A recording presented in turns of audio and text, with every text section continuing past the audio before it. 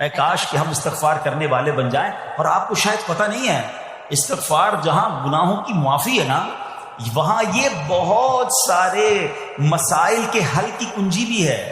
آپ اگر پرابلم میں ہیں، روزی کے مسائل ہیں، اولاد نہیں ہو رہی ہے، یا کوئی بھی پرابلم ہے، ایک واقعہ سنیے.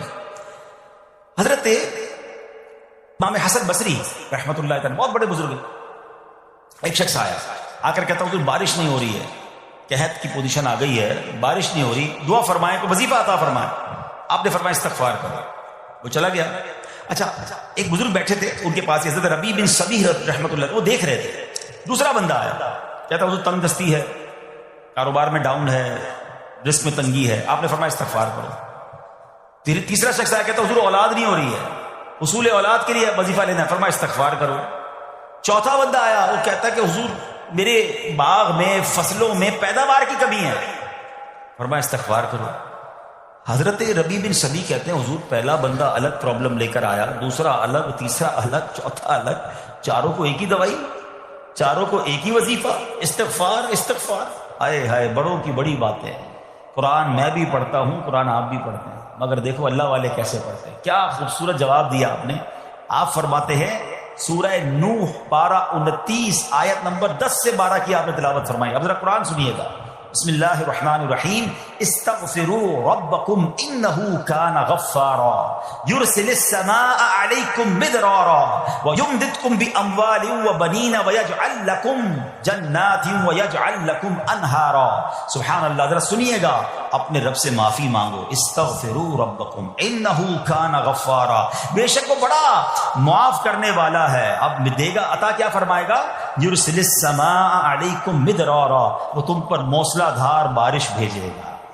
وَيُمْدِدْكُمْ بِأَمْوَالٍ وَبَنِينَ وَيَجْعَلْ لَكُمْ جَنَّاتٍ وَيَجْعَلْ لَكُمْ أَنْهَارًا. فرمایا اور مالوں اور بیٹوں سے تمہاری مدد فرمائے گا، اور تمہارے لیے باغات بنا دے گا، اور تمہارے لیے نہریں بنائے گا. باغات بھی بڑھ رہے ہیں، اولاد بھی عطا ہو رہی ہے، مال بھی بڑھ رہا ہے، بارش بھی ہو رہی ہے. کس چیز سے؟ استغفار سے. تو استغفار یہ آپ کے بہت سارے پرابلمز کا حل ہے، مسائل کا حل ہے.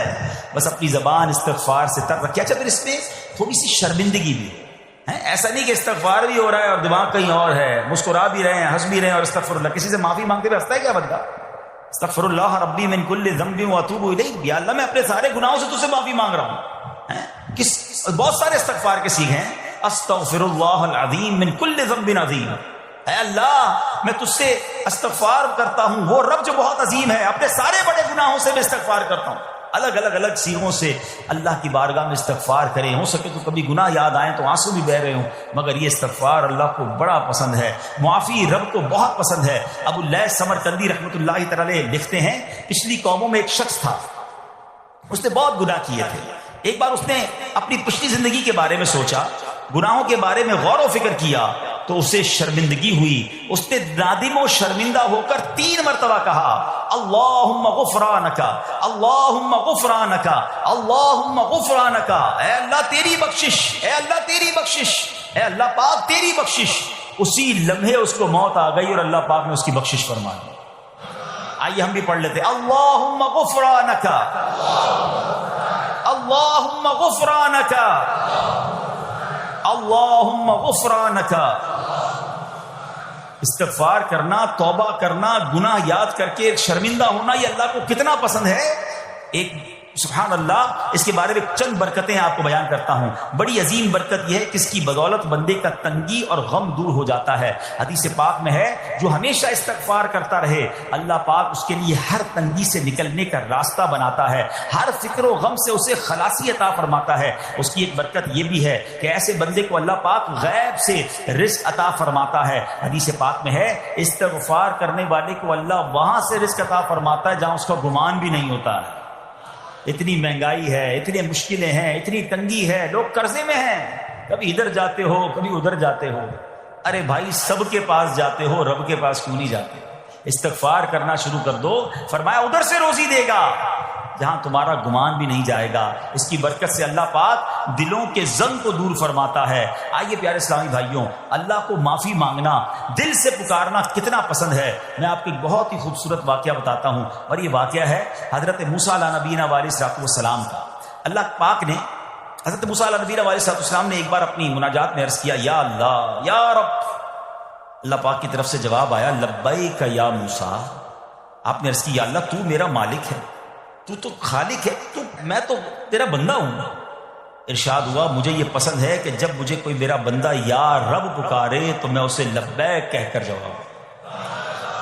اللہ فرما رہا ہے حضرت موسیٰ نے عرض کی یا رب کیا یہ ہر مطیع بندے کے لیے ہے؟ کیا ہر نیک آدمی کے لیے ایسا ہے کہ جب تجھے وہ پکارے تو لبیک فرماتا ہے؟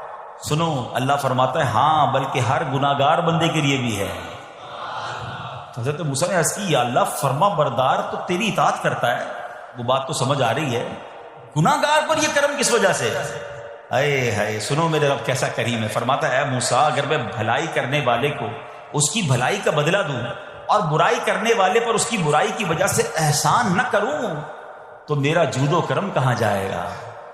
اللہ فرماتا ہے میرا پھر کرم میری رحمت کس لیے ہے؟ برائی کرنے والا بھی گناہ کرنے والا بھی مجھے پکارتا ہے, میں اسے بھی لبیک کہہ کر جواب دیتا ہوں.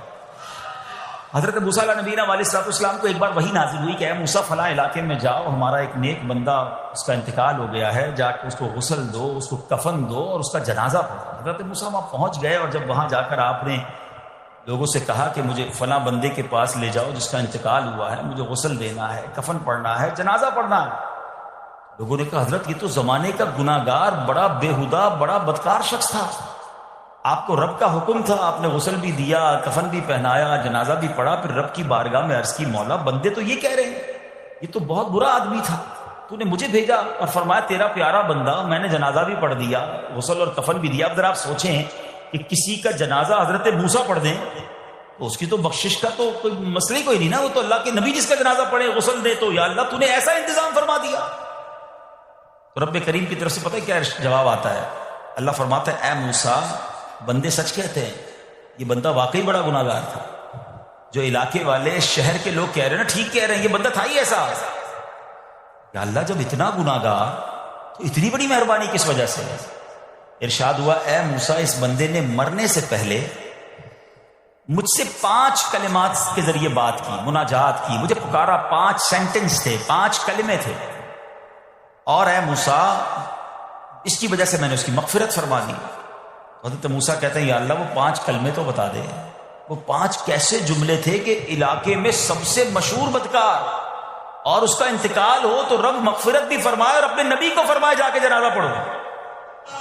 تو آپ نے کہا یا اللہ وہ 5 کلمات بتا دے. اب ذرا یہ 5 کلمات سنیے گا. ایکچولی جو بات سمجھنی ہے نا, استغفار ہے کیا, معافی مانگنا ہے کیا, توبہ کیا ہے.